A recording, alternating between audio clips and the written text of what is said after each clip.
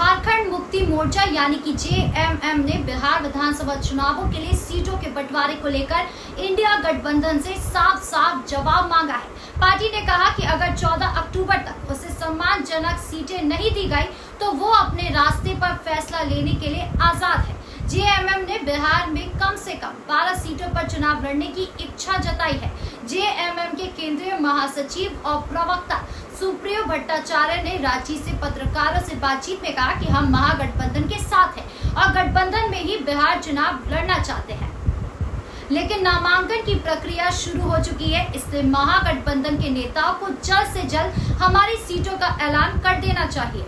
सुप्रियो भट्टाचार्य ने बताया कि जेएमएम ने बिहार चुनाव की तैयारियां पूरी कर ली है। उन्होंने कहा कि झारखंड में जेएमएम ने अपने गठबंधन सहयोगियों कांग्रेस, राष्ट्रीय जनता दल यानी आरजेडी और सीपीआई को हमेशा सम्मानजनक हिस्सेदारी की। सुप्रियो भट्टाचार्य ने याद दिलाया कि 2019 के झारखंड विधानसभा चुनाव में आरजेडी को 7 सीटें दी गई थी, लेकिन वो सिर्फ 1 सीट यानी चतरा जीत पाई थी। फिर भी गठबंधन की सरकार ने आरजेडी के इकलौते विधायक को 5 साल तक मंत्री बनाया गया। इसी तरह 2024 के झारखंड चुनाव में भी जेएमएम ने आरजेडी को 6 सीटें दी, जो कुल सीटों का 5% था। इसमें से 4 विधायक जीते और 1 को गठबंधन धर्म के तहत मंत्री बनाया गया। भट्टाचार्य ने कहा कि हमने झारखंड में गठबंधन का फर्ज निभाया, अब बिहार में भी हमें वही सम्मान चाहिए।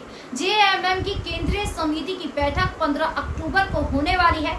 भट्टाचार्य ने चेतावनी दी है कि अगर इससे पहले सीटों का बंटवारा तय नहीं हुआ तो पार्टी अपनी राह खुद चुनने को मजबूर होगी।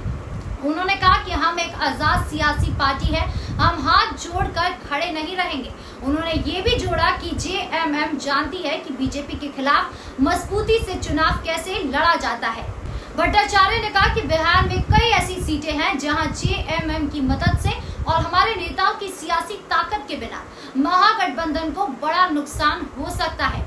बिहार विधानसभा चुनाव 6 और 11 नवंबर को 2 चरणों में होंगे और वोटों की गिनती 14 नवंबर को होगी।